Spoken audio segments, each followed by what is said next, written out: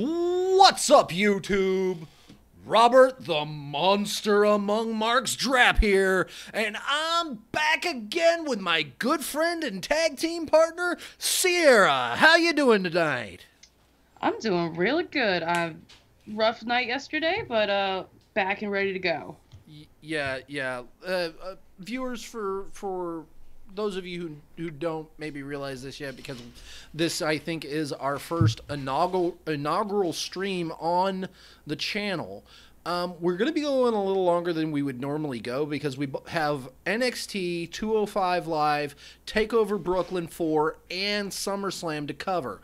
But we would have come last night with our 205 NXT review and then had our prediction card for tonight. That being said, I want to thank you all for watching either currently or in the future. So don't ever think we're not checking out y'all's comments down in the comments section below. But speaking of things that I didn't expect to see, didn't expect to have happen, the Street Profits versus the Mighty. And wait, you didn't expect it? Well, I knew that match was coming because they had said last week that it was coming. So it was like, okay, no, yeah. But this was an actually really good match. I had a lot of fun with it, I recall. It wasn't anything, super flashy or heavy duty, but I really think the thing that stood out for me that I liked the most was the fact that the face in peril gimmick that they did wasn't the smaller guy. It was actually the bigger of the two Street Profits, and forgive me if I don't know their names. I'm a terrible person. But I know their names, I just don't know which one it is. Yeah, it was not Montez Ford. Angelo Dawkins. Yep, it was Angelo Dawkins. We have, as I said, we have the Street Profits winning via pinfall with a roll-up and a handful of tights, because that's how Shane Thorne tried to beat him, but he flipped it on him and did the same thing. Although, I gotta say, that grab of the tights was, like, super sloppy. Like, it was not very well executed. And it was so obvious that, the ref purposely had to not look. Yeah. I mean, it is what it is. Again, I don't know. Are they gonna be going at it at TakeOver? No. Okay. Next we have kind of the overview of the night's show by Nigel McGuinness, Percy Watson, and my idol of the current announcing generation, Mauro Ranallo. I mean, the man could probably... Jeez, I can't even... The man could call a tennis match and I would be invested, because I don't... Or hell, he could call a golf tournament and I'd be glued. But we also get to see Shayna Baszler talking to Aaliyah in the backstage, kind of it looks like she's giving her tips on how to face Kairi Sane, which she will be doing later on in the evening. Yeah, I really don't have much to say about this. It was good story building at the very least. Yeah, it was good story building. I actually think I might have walked away at this point in time. Next we have a Undisputed Era video package in their traditional way, where they have that rigging behind them and they're just kind of there, and it's really kind of cool. I like it. I love it. Oh yeah, it's really good. We got them. Hold on. Speaking of Undisputed Era, did you see that they added the S into their logo for Roddy? Oh God, I didn't even notice. They added a little line at the bottom where the F is and made it an S. It's so cool. I'm gonna get one now. I have to see this. I have to actually look and see this. I retweeted it earlier. Yeah, I'll have to look at it. We also see that they're kind of mocking Trent Seven and Tyler Bate and War Raiders for saying they will beat whoever wins at TakeOver. Adam Cole remarks it has been an entire year since they debuted. And this weekend they'll show Ricochet and everyone else that this is their era and it is undisputed. I absolutely fucking loved this promo. It was really good. Next we actually get to see some more wrestling with Kairi Sane versus Aaliyah. Oh my god, this got kind of dark in the middle of it, didn't it? Like, I thought, because this is Kairi Sane, the pirate princess who's been kind of leaning into almost being slightly anime. Like, she's very cute, and she's very perky, and she's very upbeat, and she's very positive. This actually just shows she can absolutely not give a fuck at certain times and be vicious. And I loved it. Oh, yeah. She beat the hell out of Aaliyah and, in essence, sent a message to Baszler that Saturday's match between the two of them is not going to be a walk in the park. This is going to be intense. And Kairi showed strong intensity and debuted a submission that could earn her that title. Oh, I fucking loved it, especially because the way the match went, because it was very short in what happened. Aaliyah gets a little bit of offense, and then Kairi just fucking steamrolls her, hits 3 insane elbows, and then as she's going for the pinfall, she pulls Aaliyah up, flips her over, and like walls of Jericho, but like almost she bent so far backwards that Kairi's own head was touching the canvas. It was painful. Mm-hmm. And she's just staring at Shayna as she's on top of the commentary table and pointing at her. It's like, wow. What a absolute horror show there at the end, and I loved it. It's going to be a great match. Absolutely. Speaking of great matches, is Dream and EC3 next?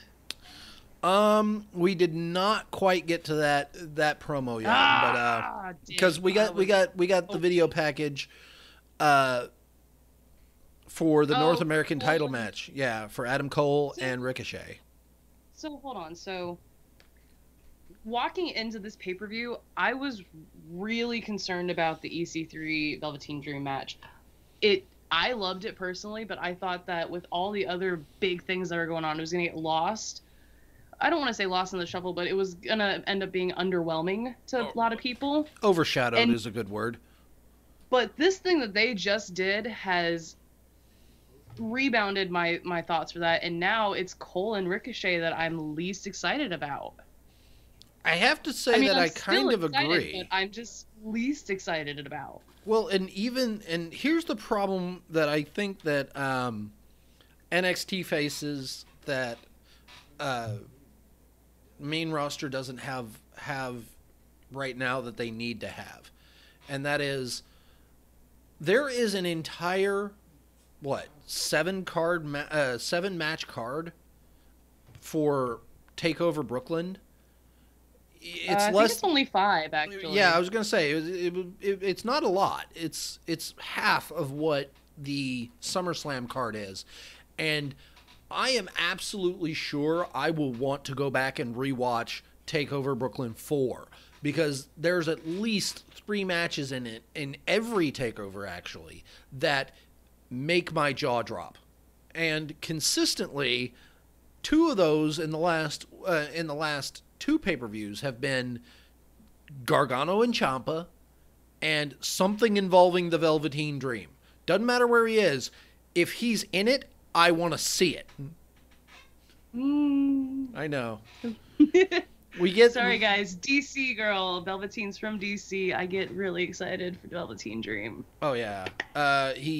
Speaking of, we have Velveteen coming down. He responds to the chants because they're all chanting Velveteen. He's like, That's funny. He thinks it's funny. Just like EC3, he starts mocking EC3. And then the fun part is EC3 comes down. And they start squaring off. And I was Hold up, but certain. they were able to flip characters and pull that off. Oh, yeah. Because Dream was definitely pulling that heel angle, and EC3 came out and was just freaking suave as fuck. Yeah, I mean, he would... Dream... See, I think Dream needs to absolutely take The Rock's course, where he's not a face, he's not a heel, he's a tweener, and that's where we need him. He's something else. He is the Dream, and that's fine. Fucking leave it. I group Dream with Aleister Black because they're neither heel nor face. Yeah, I mean it's very wonderful to see, actually. Hang on, I got a little bit of adjustment to do here because I'm unprofessional. Please tell me your mic's on. I mean, I can see the levels bouncing, so I assume that it's on. Thank God. Yeah. I don't need a second week in a row, especially with how good that last one was. Yeah. You guys missed out. Unless you can read lips, you guys got screwed, and I feel sorry. But anyway, Velveteen tries a cheap shot by throwing his shirt into EC3's face, but EC3 quickly recovers and does that fireman's carry slam that has Dream roll out of the ring. Yeah, go ahead. I don't think this was completely unrelated to this whole item, but I want to say thank you to NXT for not revealing the guilty party or telegraphing anything about what happened with Aleister Black. Oh, yeah. Because that needs to be suspenseful. Also, it was Johnny Gargano who done it. Well, we have, and I like that they kept it mysterious, and they absolutely do need to keep it that way until Aleister comes back and he starts hunting for him, and that's going to be great. The other half of that is I don't like how they pointed out how many superstars were in the immediate area. And there was like that. 3/4 of there was a good portion of them that were, if not face, but definitely not having great motives for going after Aleister Black.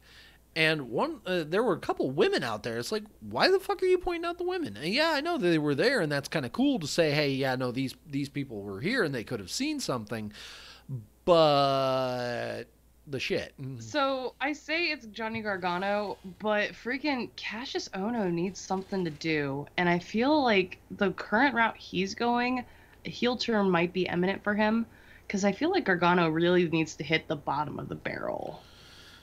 Well, I think, and again, this will bleed into my predictions, is that Gargano and Ciampa is rapidly approaching their window, the top of their ability to do anything with this storyline.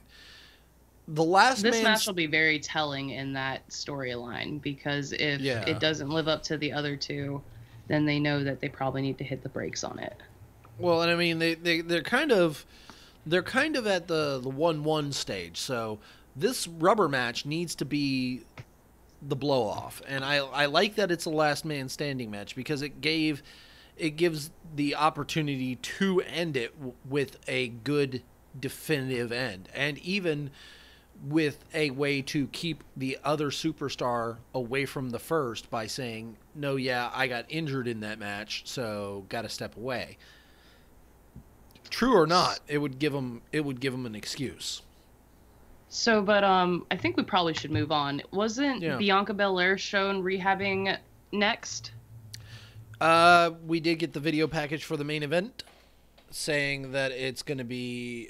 I'm sorry, the main event of Brooklyn Next 4. week. No. Yeah. I'm sorry, I jumped ahead. Hang on.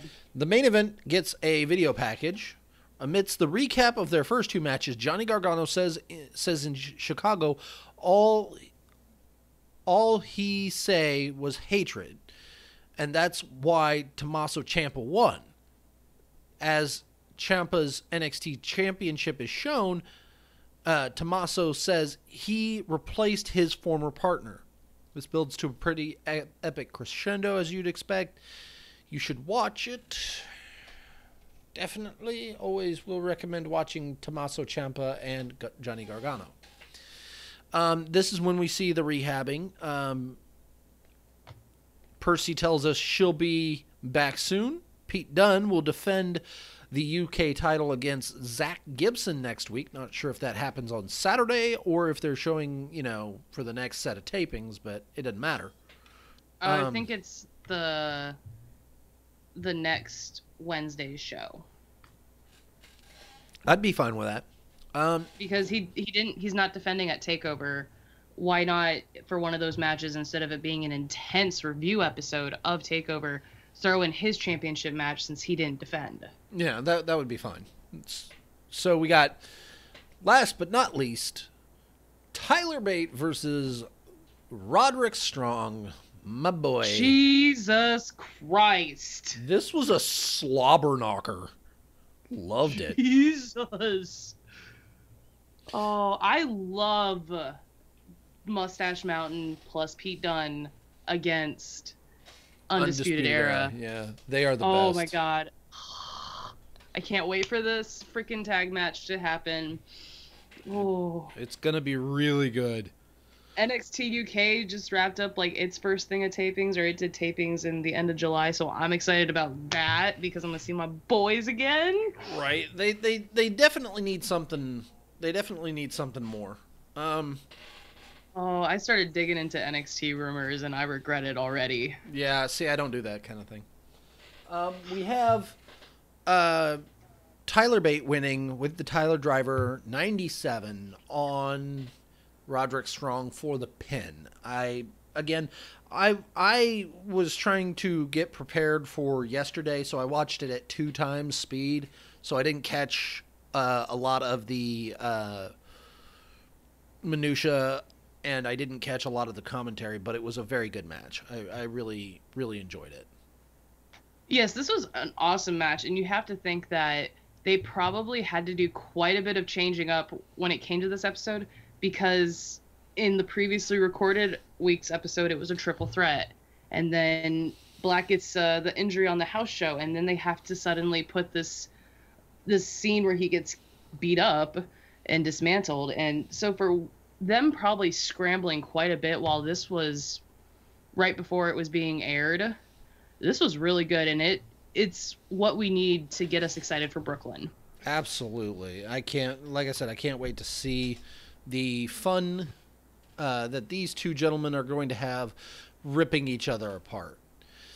Now, let's go on ahead and move into our other WrestleBoy show, 205 Live. Yeah. This, again, I had a lot of fun watching this show as I was trying to get prepared for the evening. This was a very good show with what was it? It was Cedric Alexander versus Jack Gallagher. The gentleman Jack Gallagher. He's a gentleman. Yeah, we can debate that. We have Hideo Itami versus Leo Rush. Whew, that kid. And I'm going to call him a kid because he can't be more Wait, was it Itami? I thought it was Tozawa. No, you're right. It was Akira Tozawa versus Leo Rush, and Hideo Itami came out, I think, to face a jobber. Mother cluck. And Jesus, no, he promoted. He did. I thought he did both. I thought he just promoted. There was a Lio Rush versus Akira Tozawa. Hideo Itami came out to defeat Trent Newman, who was a jobber you're right. from the local area. Lio Rush's promo skills are very very good. No, he plays a very good heel. They're good. He plays a very good heel, but his in-ring doesn't match it.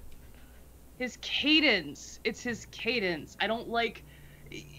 Oh, you don't gotta like... have that cadence. You can't have that nice long gap right there. Yeah. Because if they're not feeling it, they're gonna let you know. Yeah, you're gonna be like... I don't wanna have to wait in anticipation. Yeah, smooth it out, bro. But in the end, no, but so he does come out for his promo. He calls the fan lucky that they're stuck living in this garbage city, in this embarrassing state. That's not what I'm saying. That's what he's saying. But they get the privilege to watch him do what he does best, and he does it better than anybody else on the planet. Calls out Tozawa, being one of the problems. Should have kept my name out of his mouth, and now he's gonna feel the rush. It was a good promo, yeah, cadence. But then it immediately puts us into Lio Rush versus Akira Tozawa. Yeah, and like I said, this was a good match. The rivalry between these two, building on the show, is gonna be interesting to see where they kind of chart progression next. But in the end, Lio Rush wins via pinfall with that top rope splash thing he does. It wasn't bad. Like I said, it was pretty good. But next we have Drake Maverick. Hold up. Yeah? I wanted to do the segue because I had said the anticipation thing. Speaking of anticipation, though, I've been waiting patiently for this update, and you give me that the only thing Ali has is he's been suffering from exhaustion. Severe exhaustion. Severe exhaustion. You didn't see it. I did the air quotes. Oh, I just... No, I'm not buying it. Thank you for the update, DM the GM. I appreciate it. I still am a little sad about what happened last week. I might have the picture of Drake holding on to Ollie as my phone background right now. But, I want somebody who looks at me the way DM the GM looks at Mustafa Ali. I want somebody to look at me the way that Seth Rollins looked at Dean Ambrose, or any way that Buddy Murphy looks at Tony Nese. Yep, these are good. These are good things. Ladies and men, come find me. These are good things. No, but so he did take the blame for Ollie's condition because he did fight against Itami, Buddy Murphy, Gulak I think was in there as well. So he's had a lot of high-intensity matches consistently. But he says, because he's taking some of the blame of it, he says Ali won't be competing in a 205 Live ring until he is satisfied that Ali is 100% good to go. That's definitely what I was going to say. Good. I told you, I love my 205 Live boys, so I am probably going to cut you off most of this episode. That's fine. Hideo Itami embarrasses the jobber with Mike Chioda stopping the match. Wow. Yeah. That was just, why are you... I mean, I understand the heel thing, but like, doing the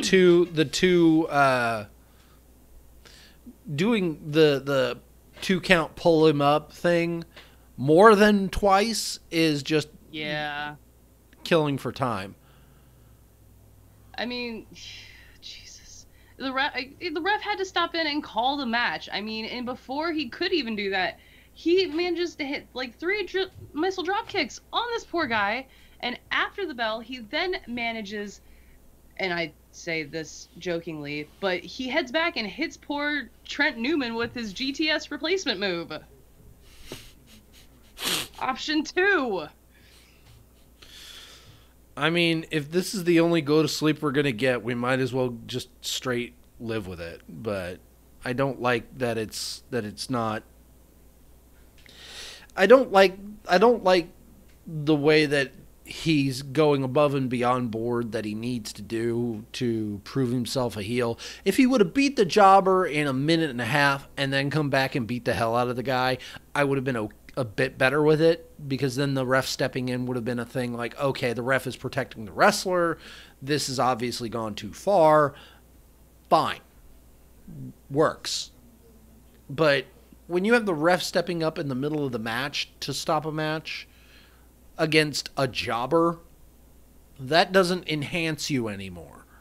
That drags you down. Yeah. So we get next we get the promo package, the hype video from Cedric Alexander that I don't want to cover because fuck it. Hold on, because he put Drew Gulak over as a threat. He did. I mean, he made Gulak sound like a legitimate threat, but That's he did really hit that lumbar check. So the age of Alexander can continue. I say that as I'm wearing a Neville King of the Cruiserweights shirt. Oh God.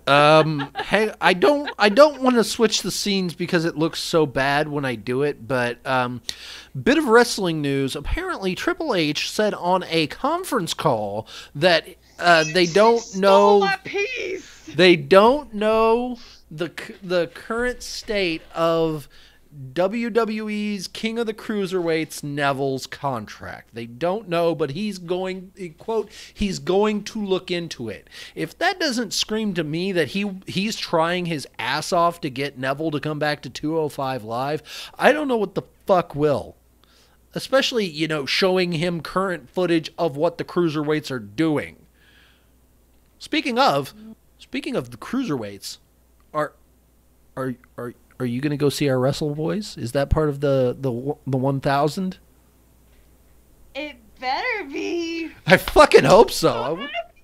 For those of you who don't know, I do live in DC, and most recently, WWE did announce that SmackDown Live, the 1,000th episode, would be broadcasting from the capital of our country, which I live like 10 minutes away from the Capital One Arena. So, yeah, had to buy those tickets. Definitely going to catch out my 205 Live boys, see The Undertaker. AJ Styles, Rusev Day, all those fun things. Oh, yeah. Backstage, we get Drake Maverick talking to Tony Nese and Buddy Murphy, congratulating them on their win last week.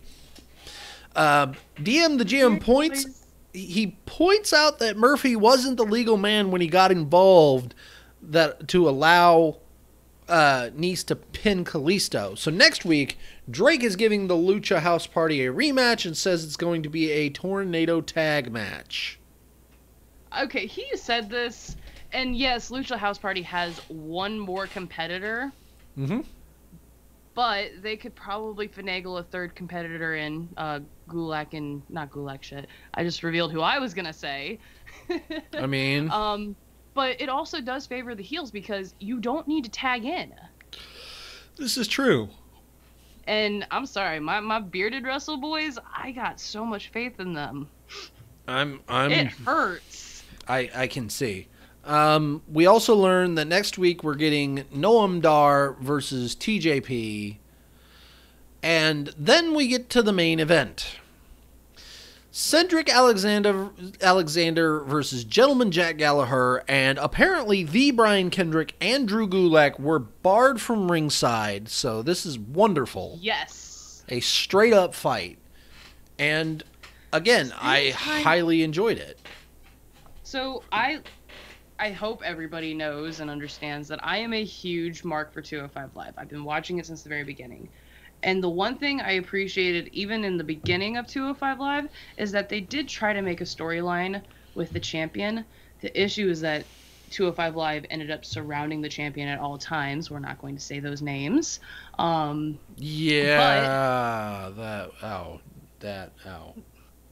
with the introduction of DM the GM, it's really helped build the division. My one complaint is I'm not as excited about this match as I should be. I know this match is going to be great.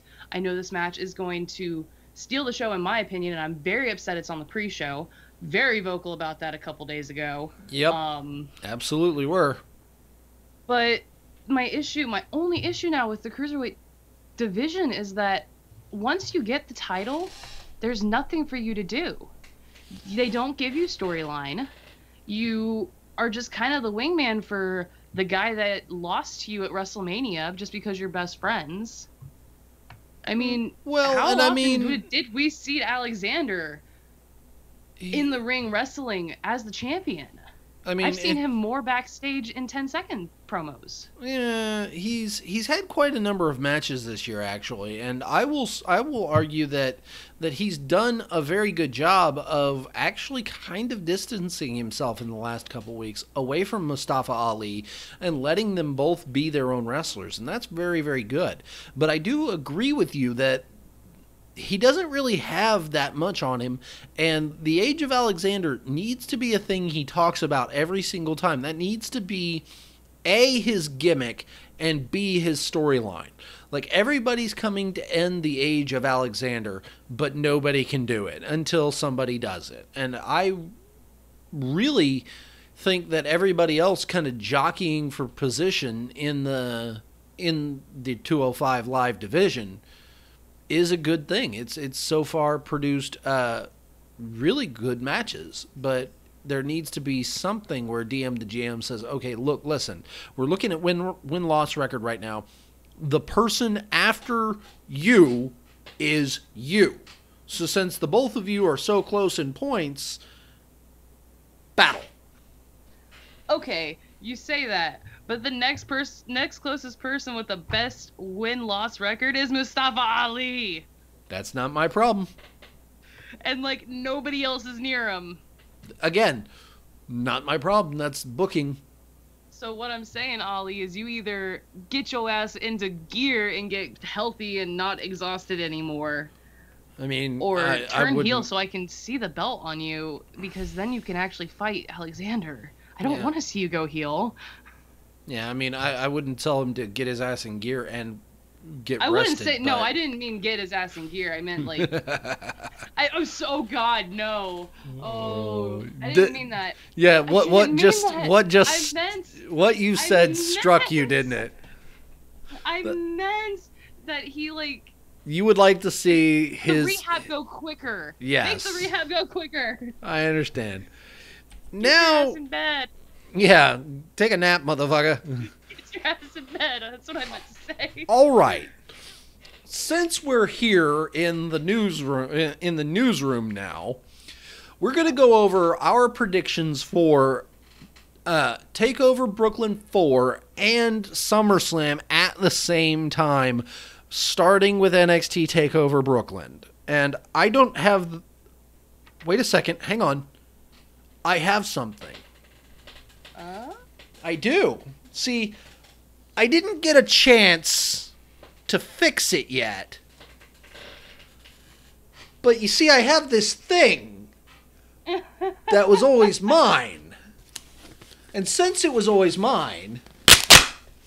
Oh! Don't need that anymore. Jesus. I'm going to need a new plate for that, but... And to kind of... get the... Welcome to the Monsters in the Mosh Pit, guys. Right. I'm gonna need to fix this up real nice, but I got this nice, pretty, wonderful, handcrafted, lovingly made title belt ready and waiting for my inevitable victory on this pay-per-view predictions. Love you, but I'm keeping it. So I believe when we have done predictions with each other, by ourselves or with other people, you have always lost to me technically in points, with the exception of WrestleMania. I don't know. I was champ there for a while, and I think that since we're starting, I forgot about that. I was thinking about NXT. Oh yeah. Once you lost it though. Once you lost that prestigious longest reign. Yep. But you know what? It's the new era. The monster is here. We're gonna get it in. Meet me in the mosh pit. Thrash some Opeth. Why not? A monomarth. Right? Cradle of filth.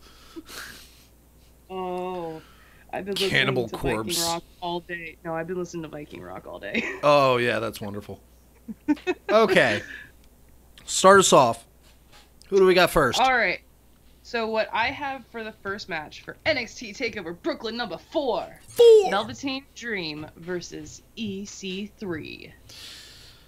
I absolutely adore Dream. I really do. He's probably one of the most interesting characters to come out of NXT in quite a long time, and that's saying something, especially with Aleister Black waiting in the wings as probably the next successor to the Undertaker's gimmick. So to say that I feel a lot of love for Velveteen Dream would kind of be an understatement, especially with his fluid sexuality being one of those things that kind of they played into during some of the pay-per-views. That's something that I and by extension many of the people that I know kind of self-identify with. But the unfortunate part is I know Vince McMahon, and by extension I know Triple H.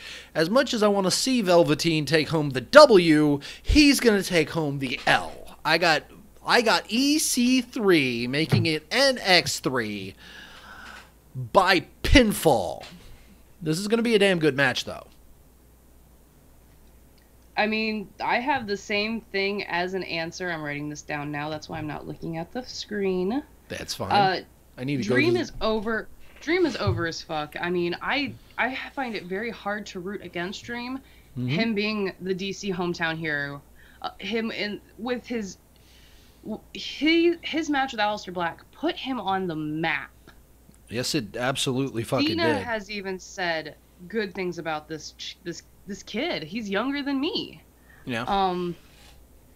But he's over as fuck. Yep. EC3, yes, he's got people chanting NX3 and really are loving the character, but this is his time to prove to the NXT universe why he's in WWE. Oh yeah, no, I think that it's this point where Dream puts him over. Mm-hmm. So, but I would love to see this continue into maybe another takeover or a couple more shows. But my biggest question is, what is Velveteen Dream gonna wear? I don't know why I just pointed at my microphone. I don't know either. I'm not worried about you pointing at your microphone, but I do want to see what Dream wears. I want to see him come out with just a bunch of like photoshopped EC3 faces all over his pants. Yeah, I want to start bidding on the old takeover pants. I think that would be something epic. I would love the Aleister Black Dream one. That one was so cool. Oh yeah, it was. What do we got next? I have the NXT Tag Team Championship, the Undisputed Era, more specifically Kyle O'Reilly and Roderick Strong versus Mustache Mountain. Here's the hard thing. You to go first. Yeah, because I was gonna say I have a lot to say. The harsh reality is the fact that we got Mustache Mountain back, but we don't really know, as this is a second go around for them. There's not really a lot known about them in this iteration. That being said, I don't know how much longer I could, as a fan, as a smark, tolerate the Undisputed Era as champions without a credible threat. And especially those threats have to be baby faces that are over. That being said, the team I kind of see taking it next is not Mustache Mountain. I actually see War Raiders coming in next and taking it over. So I've got Undisputed Era maybe winning just, a sneaky roll up, or they're gonna cheat to win. So I got Undisputed. I'm gonna say pinfall. That's exactly what I have too. One of the issues with being a tag team is that we often come up with the same answers. Mm-hmm. I feel like one of us are going to have to bite a bullet and change an answer. Maybe. It all depends. We still do have 3 matches. I do want to see Mustache Mountain win. I love my Russell boys. I follow the UK boys. I follow the 205 Live boys. I follow the NXT boys. But my issue with this, as much as I want to see them become tag team champions, tapings for NXT UK have began. They started at the end of July, Mm-hmm.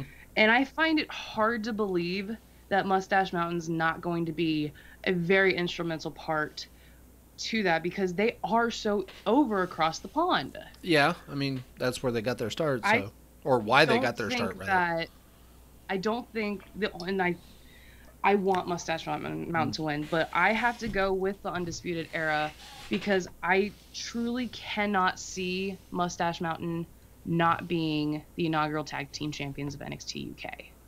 Yeah. Well, let's continue on. But let's continue with our Undisputed Era issues and Mm-hmm. move on to the NXT North American Championship. Adam Cole, Bebe, versus the one and only Ricochet. I think this is where we're probably going to differ. Fact of the matter is, the fact of the matter is I absolutely adore Adam Cole. I do. I don't. Again, like I said when I first started talking about Adam Cole, was I don't get why he says "baby," but I don't care. Adam Cole is charismatic. He's wonderful, and he's a damn good heel champion. But that being said, he's had a great baby face in Ricochet chasing him for a little while now, and especially the fact that he was in the inaugural match and kind of got screwed because he got lost in the shuffle. To see an entire match between these two top athletes is going to be phenomenal.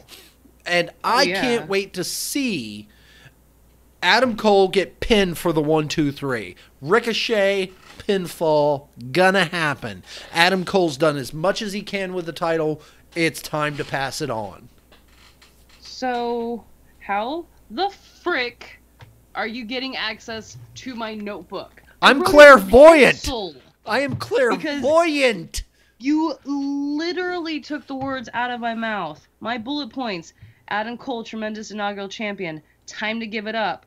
A lot of dirty tricks. Ricochet is going to prove it. Phenomenal match. Ricochet pinfall. Again, clairvoyancy. Moving on to the women's title. Shayna Baszler versus Kairi Sane. I'm going to say it. By unpopular opinion, I don't care for Kairi Sane. I mean, I thought I was going to get screamed at. I was ready. I mean, I'm not. She's over. Oh yeah, no, fuck yeah, she's over. She's over as fuck, and I love her to death. But she's been. I'm sorry, but she's not. She's been lackluster since the Mae Young Classic. Well, and I think that with what we got just very recently on this last show, they need to continue rolling with that. Yes, you're absolutely right. She hasn't shown very much of anything outside of, hey, I'm a pirate princess. But this deeper part of her repertoire to actually show that, fuck you, I'm also an athlete and a damn good wrestler and very dangerous, needs to come out a little more often than it does. That being said, I think that Kairi Sane is going to show up on Saturday and steal the show with Shayna Baszler, and she's going to win. I don't think it's going to be submission. I think she's going to have to win the pinfall victory, but I think this is where Shayna Baszler loses it. So, I do agree that... Okay, I don't agree. Sorry. No, you don't have to. Baszler has proved that she is a dominant champion. The belt has really helped her build her character. She's really gotten good on the mic. She's impressive in the ring. Oh, yeah. And I'd be fine with Baszler staying the champion. But if NXT wanted to take the belt off of Baszler, she is more than capable of carrying herself now. And maybe the championship is what Kairi Sane needs to give her that push for the fans that don't really care about the run that she's been having, i.e. me, one of the few fans. But I want to see Baszler walk into Evolution with that title. Because I think it'll be parallel to another title. Well, and here's kind of the reason why I think that she doesn't need it is because she's done enough with it. Who else could provide a credible threat outside of Kairi Sane? Kairi Sane has the track record in universe to say that she can do it, and I don't really think that the storyline prospects for the future, as far as what I'm seeing here from NXT, show that there's anybody stepping up behind her saying, no, I'm next and you're gonna fail, or I'm next when you fail, rather. I really don't think that championship is coming off of Baszler unless Nikki Cross gets another shot at it, or Dakota Kai, they finally figure out what they're going to do with Shayna Baszler and Dakota Kai. Because they have it set up to where Baszler has bullied Dakota Kai so much that it would only make sense for Dakota Kai to be the one to overcome the bullying. It would literally be the proper campaign for the Be a Star. Oh no, yeah, I completely agree that the storyline that they were setting up there with Dakota Kai finally overcoming the bully of Shayna Baszler, but they botched it. They had a chance to do it and they didn't do it. And once you fail to launch like that, you can't go back. Especially with a storyline like this. Once you fuck it up, it's done. You get a one and done on that, and that is such a slap in the face to Dakota Kai as a professional, because she's good. I know she's good. She could be better, but she's good, and to have her do Dakota Kai. and to have her beat Shayna Baszler would have said I'm great, not I'm good. So that's me, but but you have Kairi Sane with a pinfall, and Yeah. I have Shayna Baszler with a submission. So this might be the one match. yeah, I don't see Kyrie tapping out again. It's just not going to happen. Okay. But that leads us to our final match for TakeOver, the NXT Championship, Tommaso Ciampa and Joey Gargano in a last man standing match. Yep. Oh, God. Hands down, Tommaso Ciampa takes this. Wow. He wins this. No. The crowd is going to riot. They'll try to burn the Barclays Center down. But Gargano hasn't hit that rock bottom yet that he needs to. He needs to lose this match and be revealed as Aleister Black's attacker. I'm gonna flip the script on you here. You got Gargano. I have Gargano all the goddamn way, because Gargano's got the heart. The crowd's gonna be behind him, and then when he comes back out on the next Wednesday and he's basking in all that cheers, it's going to be a while before before Aleister Black comes back from his unfortunate groin surgery. So having Tommaso Ciampa, who I believe didn't do it, even though it would have been convenient for his character to do it, that doesn't help Ciampa as far as being the in character. You're right. It does need to be Johnny Gargano revealed as the person that did it, but I think he needs to win. And the next takeover, have the rematch clause, have Ciampa lose again, and have Black come back somewhere in the interim after that, and have him confront Gargano to have him flip on it. Like, no, yeah, I did it. I did it because you were far too dangerous. I had to take you out of that match. Can I? Go for it. Because, so, you've got Aleister Black's injury timeline way messed up. He's only going to be out for 3 weeks. He's already been out for a week and a half. He'll be back really quickly. That'll be well. So we won't have to wait till next takeover to see Black again.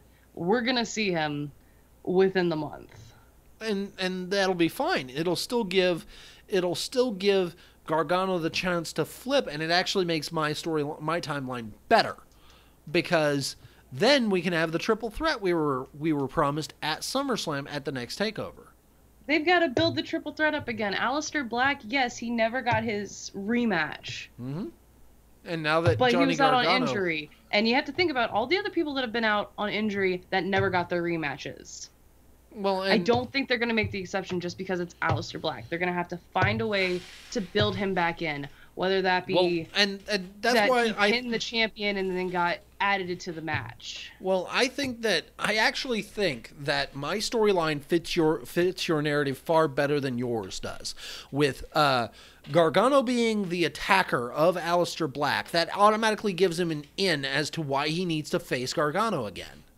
I don't want to see that storyline get muddled into a triple threat. I want that to be a one-on-one. That needs to be a one-on-one. Don't throw Ciampa in there because we want to see the belt on it. We can let Ciampa go after someone else. Cassius Ohno, Velveteen Dream, whoever loses the whatever titles. Ciampa can do something for a little bit and still get all the heat he wants. He's not going to lose any of the fire under his butt. But Gargano and Aleister can get pulled away for just maybe one or two feuds. And you got a good just point with that. Maybe I wasn't. I feel Ciampa will muddle that. Yeah, I mean you're right. I can see your point on that, but I still think it needs to be Gargano winning the championship after beating Ciampa, and Ciampa steps away. And like I said earlier, it can be because, hey, I'm injured from that last man standing match, but oh, look who's coming back. It's Aleister Black. Okay, I'm going to write that down. I want to keep these long-term things because I like to test your clairvoyance. That's going to be fun. Just like this is going to be fun. Rusev Day. We're starting with the SummerSlam predictions. I'm starting with the one that I'm kind of pissed off the most about, and that is Rusev Day versus Rusev Day and Lana Day versus Selena Vega and Andrade Cien Almas. Look, this is a cut-clear match in my opinion. Yeah. Almas and Vega are going to win. Yep. And English inevitably is going to try to help, but is going to fuck it all up, and Rusev is going to crush Aiden English. Oh, yeah, that's going to happen. Definitely happening. Is that what you have too, Almas and Vega? Yeah, Almas and Vega by pinfall. I'm not mad about it. I'm not mad about it, though. I'm kind of mad. I got a little bit of salt for that. What they're doing. I don't like the fact they're getting rid of Aiden English. Fuck it. I don't like that either, but I like where Almas and Vega are going. Oh yeah, no, they need to keep doing that. Oh, can I introduce the next one? Have at it, my tag team partner. The next one on the pre-show of all frickin' things. You should not have let me introduce this one. I knew what you were going to do, and I thought that if I didn't let you do it, you were going to be mad. So on the pre-show of all frickin' things is Cedric Alexander versus Drew Gulak for the Cruiserweight Championship. Will the Age of Alexander reign, or will he tap out to the Gulak? I'm trying to be a commentator. Make me stop. I don't have to. I'm not really required to do that. What I am required to do is give my answer as to who I think is going to win. And I have Cedric Alexander retaining by pinfall after hitting the lumbar check. That's what I have too. I really did want to see Gulak win this. Oh, yeah. I just don't think he's the person that's going to take it off of Alexander. Not quite yet. And I don't know. I have an idea of who I'd like to see take it off of Alexander, but I don't know if they're ready to initiate that yet. Yeah. Let's just say he's a supernova. Wow, that's subtle. Subtle as a fart in a silent room, god damn it. You want to go ahead and say the next kickoff show match? Let's see, who do we have? Oh, yes, that's the Bludgeon Brothers versus the New Day for the SmackDown Tag Team Live Championships. Whoa, no. They're on the kickoff. No. The B team's on the kickoff. Oh, I'm sorry. I got it mixed up. I thought it was the other way around. Oh, I was so excited, and then you went into SmackDown. I was just like, no, the B team. Hey. Forgive me for trying to think like Vince McMahon for 3 seconds because he thinks that Raw is the goddamn A show, and he's wrong. Which is why a Raw match is not on the pre-show. Wait, shit. Yes, it is. Fuck yes! So my logic stands. And you just chastised me for this. I'm the one who's drinking. God damn it! You think I haven't? I don't know. Among other things, I got the Revival just because I think it would be better. I want better. I want better wrestling. Pinfall. All right. Well, agree to disagree. The B team's not losing this. Sorry, y'all. All fists, no flip. Meet the B team. B stands for best. Pinfall. Oh. Drop the mic. I mean, I wouldn't. There went my pen. I was going to say I wouldn't, but that's just me because, I know things about sound engineering. I mean, anyway. What do we got next? I have Nakamura versus Hardy for the U.S. title. That's going to hurt. I love Nakamura, and I love the fact that he's got a title now. Can we just agree Nakamura is going to keep the title? Yeah. But then again, that doesn't... I think he wins by disqualification. And that's because I think Randy Orton is going to be an absolute shithole and screw Jeff Hardy out of it. Well, if Orton hits Hardy wins by disqualification, but Nakamura keeps the belt. Yeah. If he hits Nakamura, Hardy then will win by disqualification, and Nakamura will keep the belt. Do you really want to open the can of whoop ass between Nakamura and Randy Orton this early? I mean, they don't have that yet. So even with Hardy winning, I've got Hardy win by disqualification because he gets hit with an RKO. Yeah, I got Hardy by DQ as well. Shit. But we are already disagreeing on the B team and the Revival, so we got that. The next match I have, and I can't believe the answer I wrote for this. Do you want to know what my next match is? Hit me. The Constable, Baron Corbin versus Finn Balor. Finn needs a win. Needs an impressive win. For those of you who don't know, I'm a giant Baron Corbin fan. I have been a Baron Corbin fan since day one. NXT especially. But to see him at the Andre the Giant Battle Memorial Royal in the 2016 WrestleMania, hallelujah. But I have Finn Balor winning this match. Finn, pin, win. Finn, pin, win. Here's my question. And I want to see it happen because they kind of teased it a little bit, and that was the Playhouse. And I want to see the Demon King. I want to see the Demon King, goddammit. They need to bring it back. They need to find a storyline where Finn actually needs to tap into the Demon King because the demon is supposed to be stronger than the man. Oh, yeah. Although they've messed that up with Bray Wyatt. That was their fault. That's why they're not doing the demon thing, because the last time we saw the demon was Bray Wyatt. That's their fault. They've mishandled Bray Wyatt and they mishandled Finn Balor's gimmick, so... Well, we almost got Pumpkin Balor for Halloween. Thank God Bray got sick and we got AJ Styles instead. Oh, don't remind me. Thank God Bray got sick. And we got the iconic moment of Finn Balor, the Demon King, and AJ Styles sharing a two-sweet in the ring. That was. I have that GIF. I just didn't put it in my background, but I have it. What do we got next? I have a women's match next. Perfect. Carmella versus Charlotte Flair versus Becky Lynch. I want Becky to win so badly that it hurts me so much to say that Carmella is going to retain.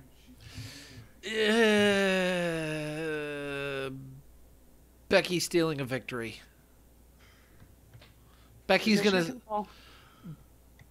gonna steal a pinfall on Charlotte. You think she's gonna pin Charlotte? It makes sense. I don't think we need to actually be very specific about who they're gonna pin because it's 3 people. That's just a lot. Yeah, that's true. But I think that it needs to be, and I think Becky needs it. I think Becky needs it, but I think she's gonna take a short intermission and turn heel, and her and Charlotte are gonna do something. Anyway, moving on. The second women's match, since we're talking about women, Ronda Rousey versus Alexa Bliss for the Raw Women's Championship. I've got Rousey by submission. Who stood tall at the end of Raw for these ladies? I don't fucking remember. It was Rousey. Rousey stood tall. She but did. Are they gonna do a Braun Strowman thing like they did with Rousey? Because usually whoever stands tall loses. This is true, but the reason I'm giving is this. Alexa being a multi-time women's champion, having her drop the belt to Ronda Rousey now and having them carry a feud through Evolution and maybe even into the next pay-per-view after that doesn't hurt the belt. It actually would help Ronda Rousey because, in the sense, they've strapped the rocket pack to her back, and if they don't give Ronda the championship, there's no real payoff there. It hurts her character to not have it because she's been a badass all the way up and through this. There is nobody on her level, and the next person to come up would actually probably have to be Nia Jax. Because we haven't seen her in a while. We haven't. I also have Rousey with a submission. This also tied into my NXT prediction. I really just want to see 2 of the 4 horsewomen of MMA, of the UFC, walking in to an all-women's pay-per-view with the gold, and not one of the horsewomen of the WWE. I want to see that tension with the 4 horsewomen because the other 2 horsewomen are doing Performance Center stuff now. Could you imagine if picture this: Becky Lynch is being challenged by Charlotte at Evolution, and we got the other 2 horsewomen doing things on Raw. That just sets it up for later.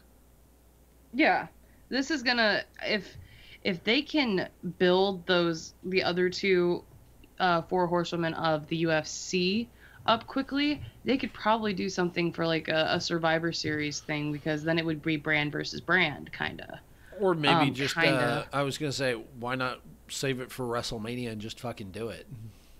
That would work too. I think it would be even better. Yeah, that actually I like that idea better. It gives it time to breathe and time to really build. Okay, but we are in agreement that Rousey is going to win by submission. Yep, got it. How about we talk about Daniel Bryan versus The Miz? Ooh. I don't fucking care who wins this match. I just want this match. I as well cannot wait to see every minute of this match. It's gonna hurt to see the end of it. It doesn't matter who wins. It really doesn't. Because, and really, you kind of got to look at it almost from the real world perspective of who needs the push more. On the one hand, The Miz... Daniel. I was going to say, yeah, The Miz has got got a foot out the door doing shit in Hollywood, so he doesn't need to be around very much. Daniel Bryan looks like he's sticking around, if not through the end of his contract this year.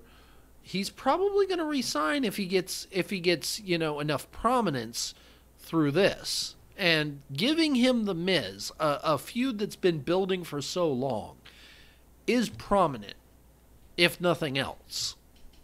So I got him winning this match, and maybe it's the last match he wrestles in SmackDown. Because he would then... Do you think Daniel Bryan's going to go to Raw? He's going to... Why wouldn't he chase the championship that he had to relinquish? That would be the best... Daniel Bryan never won the Universal Championship. Not the Universal Championship, the Intercontinental title. Because he had to retire as Intercontinental Champion. Okay, but let's go kayfabe here. Brand separation is still a thing. Mm-hmm. When are you going to put the Superstar Shakeup in so he can get over there because he has to be traded?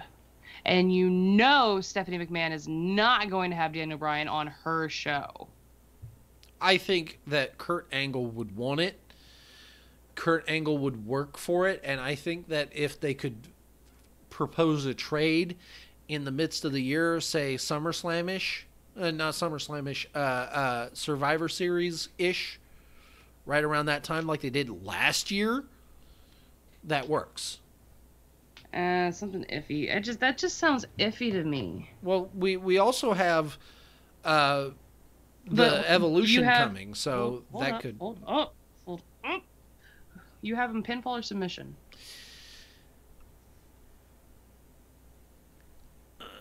Pinfall. I very tentatively want to say pinfall, because as much as I would love to see The Miz tap out to the yes lock, I don't think that's the way they're going to go with it. Okay, well, I'm going to be different and say submission, but I still have Bryan. Okay. The match that I am looking most forward to, because if WWE fucks this up in any shape, way, or form, I'm going to freaking murder. Okay. Ziggler versus Rollins for the IC title. If you turn Dean heel this instant, we are going to have issues. We're going to have many issues. I'm not going to say I'm not going to like the Dean Ambrose heel turn, because I've been asking for one since 2014. But not this soon. Do I even need to say it? Shut up. Keep your clairvoyance out of here.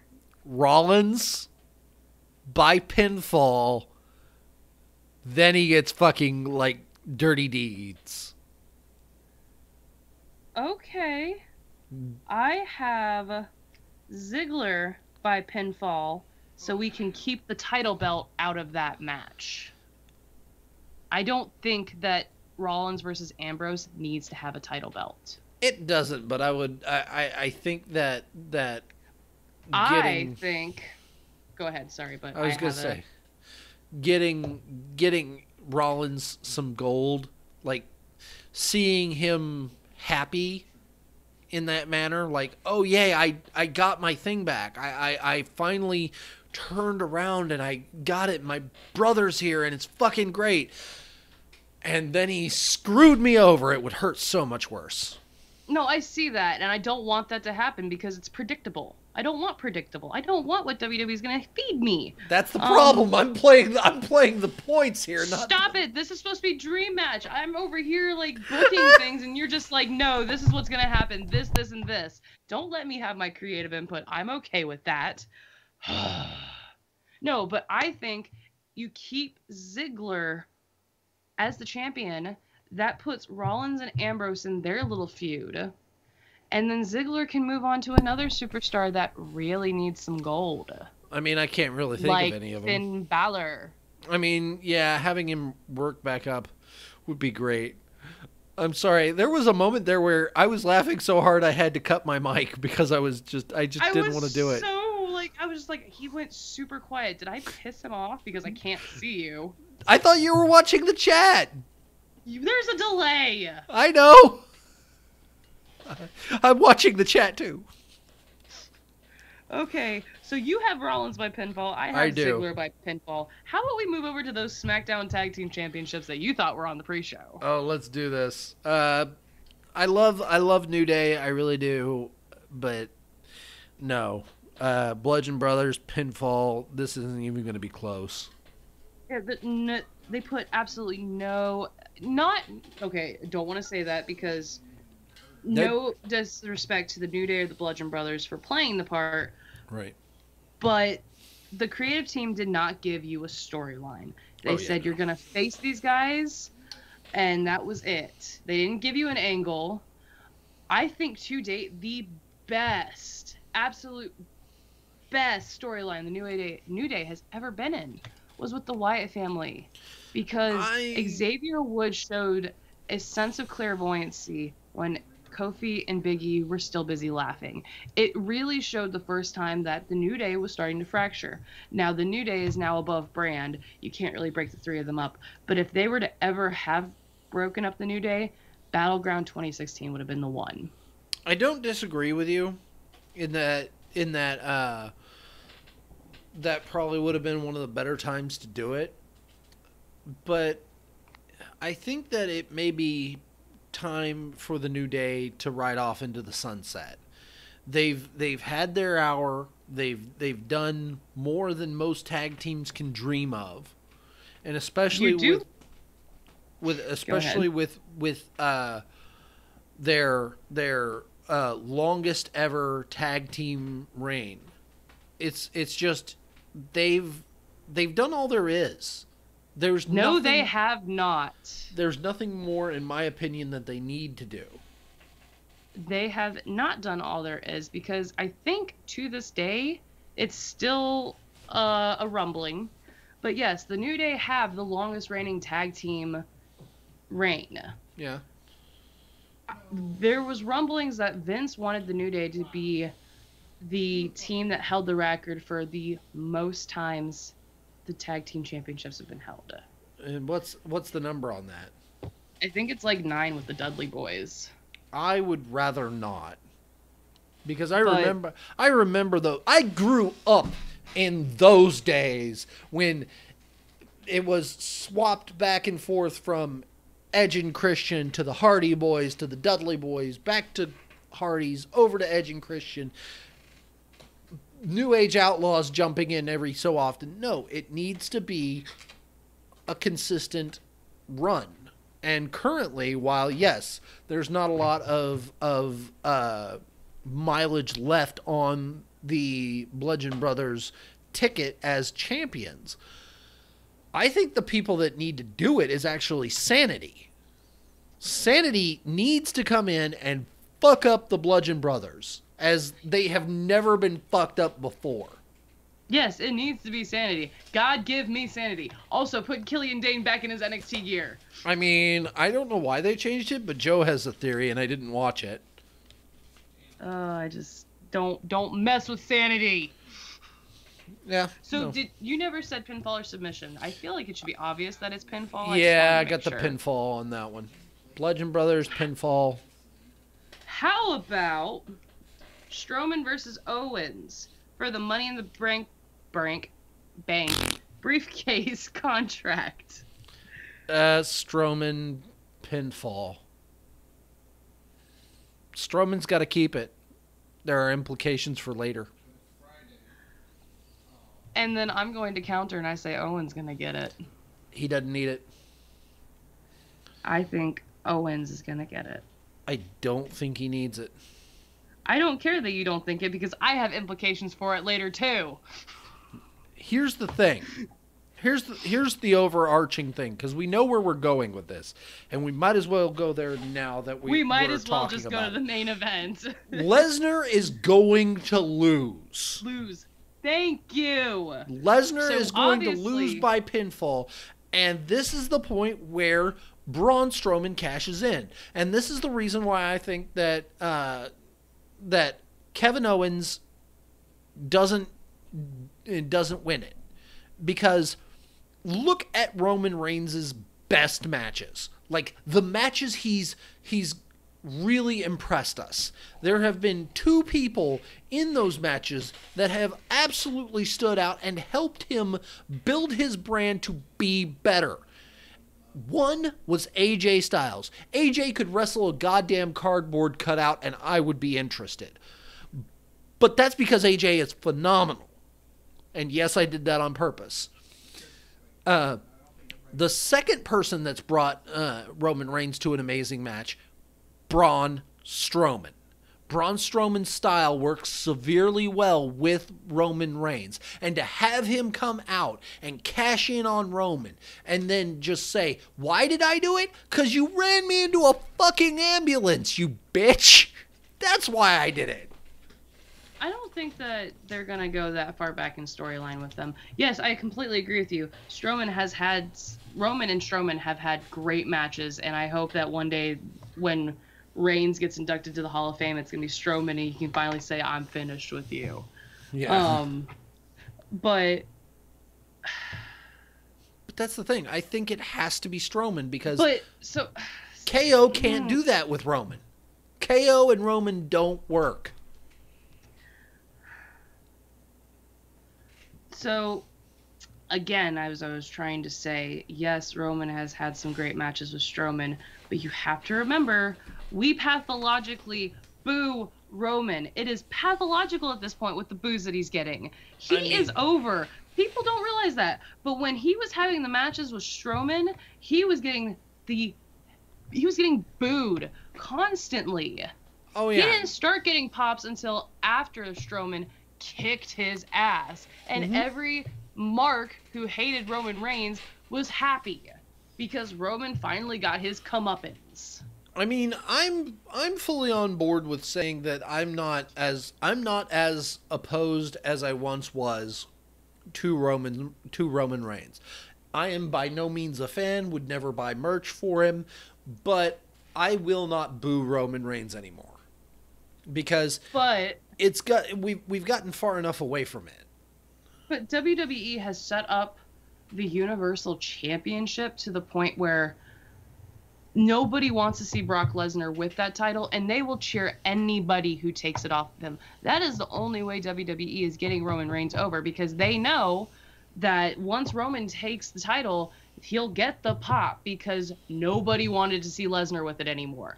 That is going to be an artificial, superficial pop that they worked so hard to get that pop by destroying that title, only for the boos to return a month later. I think that by giving Strowman the title, having him essentially steal it, gives Roman that sympathetic pop that can last a little while longer.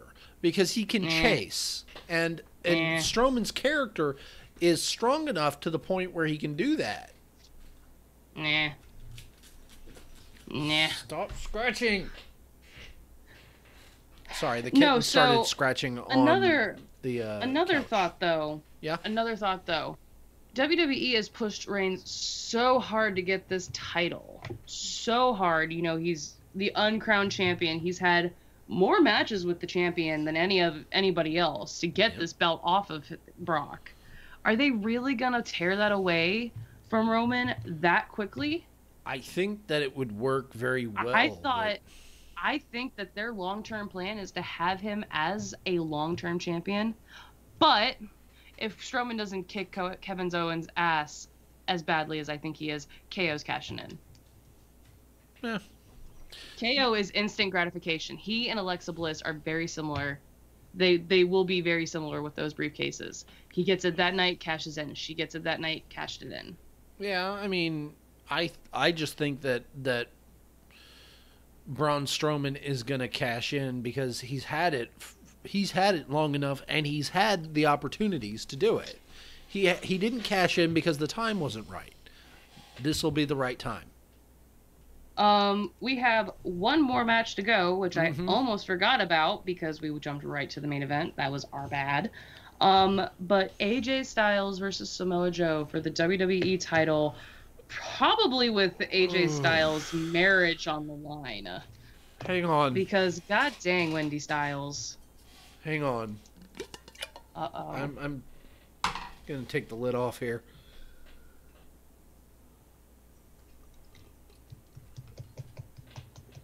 All right, let's do this. Okay. I had the cat right there by me. She started looking she started looking at my lap like, I want to get up in your lap now. No. I'm in the middle of some shit. Dad. I'll pet you later. All right. Styles or Joe? You were hyped on Joe. You actually, like, you made it sound like Joe was going to take this. I think he needs to. That's the thing. So you've got Joe. I love AJ Styles. Don't get me wrong. I am a massive AJ Styles fan, and I love his reign so far. But I think that Joe is the perfect person to do it.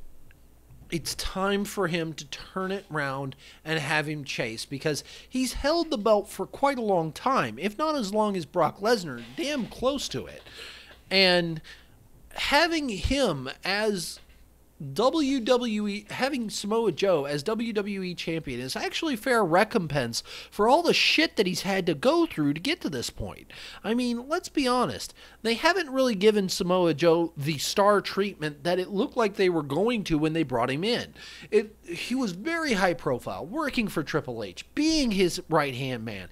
It looked like they were very much grooming him to be a top guy in the WWE, which he absolutely is. To see these two at the top of their game, essentially, going one-on-one for the next 6 months even, with Samoa Joe having stolen the victory here and stretching it out as long as they did Shinsuke Nakamura, it could absolutely work, because the both of them have the talent and the skills necessary to make it work.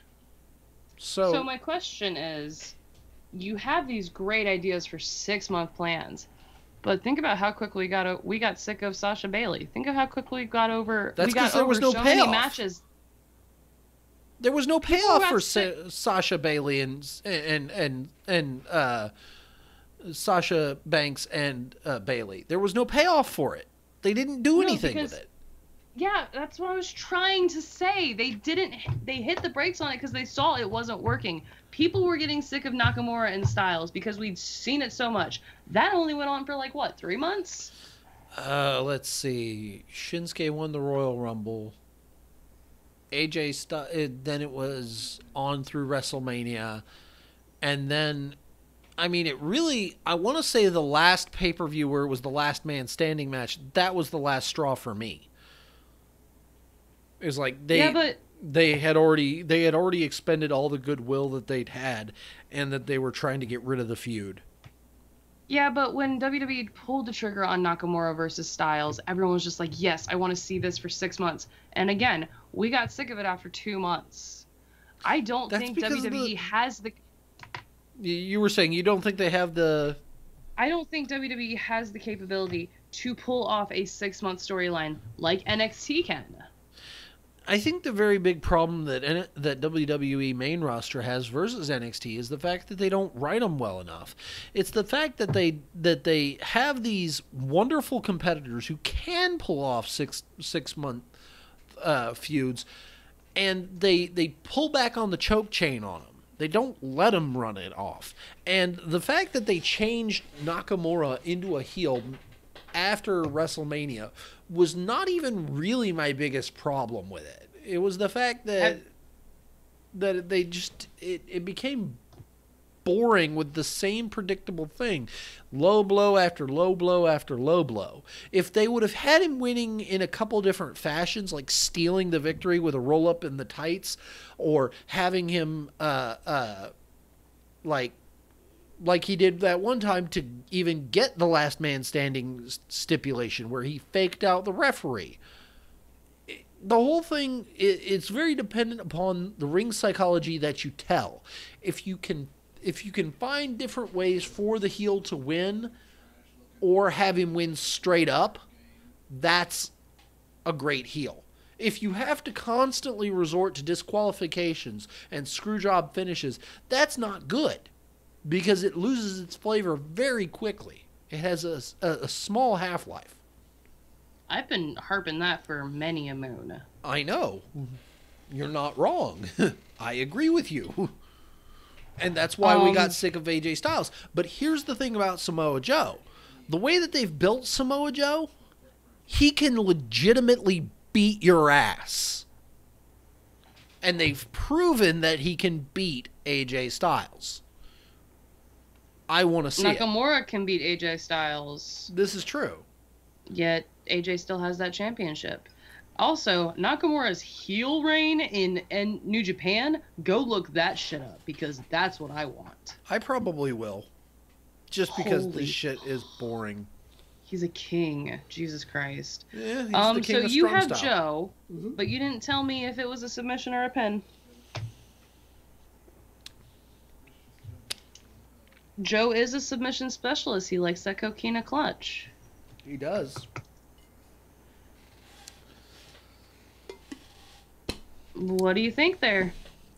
I don't know. That's the problem. It's like I could see him winning with the coquina clutch, or I could see him stealing a pinfall victory. I don't think he's going to steal a victory if he wins. He's going to win proudly. I was going to say I've got more confidence in the coquina clutch than I do a pinfall victory. So you're going with the submission? I'm going with a knockout. He's going to put Styles to sleep because Styles won't tap. Okay, but to be specific, he's putting him in a submission hold. Yes. Okay, that's what I needed. Hang on. I got to watch the playback because I think the cat got on there. She's been climbing my backgrounds here recently. Okay, but you have Joe with the KO or the submission. I still have Styles winning with the pinfall. I mean, I don't think he needs it. I really think that this is the point. I don't think he needs it either, but I think WWE is going to have him hold that until WrestleMania. I think that is what WWE is going to do because they know AJ Styles is a cash cow. Oh, no. I completely agree. AJ Styles coming out night after night, continuing to be the person that he is, as a superstar wrestler, is the kind of the money. But I think it's at this point grown beyond the championship. There's nothing he can do for the title. The title's already gone as far as it is, and it's almost kind of the inverse Brock Lesnar problem, where we can see the title, but it's almost becoming predictable that he'll win because he's never lost. Nobody had that issue when Punk had his really long title reign. He was defending it every week, and I don't think there was ever a problem with it. And I'm not saying that there's a current problem now. I'm saying that it could approach those levels very, very quickly unless there's somebody, because I think the problem with Brock Lesnar is they keep propping Roman Reigns up in front of it. With AJ Styles, he's had a good reign with Nakamura in his opposite corner, and now he's got a damn good competitor and somebody he could chase legitimately in Samoa Joe. So why not have it switch hands and have the story kind of go, you were lying, and I know you were lying, and I have that proof that you were lying, but I'm going to chase you because you pissed me off. And it escalates. Because that could be better. Okay. But I think with that is our predictions. We have enough differences that we don't have to go back and change anything. Nope. And to be honest, I think we should score these together. Why not? I'll type it all down and send it to you. I was going to say, don't worry about that currently because I don't want to... You can worry about that whenever you feel like worrying about that because I'm not going to make you I don't mind since it's just two people, and these are simple 1-point-ones. I'm talking about like back when we did scorecards and it was like 500-700 points for WrestleMania. Hey, that was a different person writing those cards. I did not write those cards. No, because I have no issue just doing two people and single points. That works for me. You know what else works for me? Thanking everybody for watching. Again, thank you for watching. Please like, comment, subscribe, share, all those wonderful things down below. Hit the bell for the notifications. We come on the day after a TV show to show up with our reviews of Monday Night Raw, SmackDown, NXT, and 205 Live. The fact of the matter is I think we might have to do a Sunday afternoon show, and then a That could Monday work. show. That could work, or it So all depends on what time because we have jobs. I don't work for the next 2 days. That's why I'm drinking Four Loko.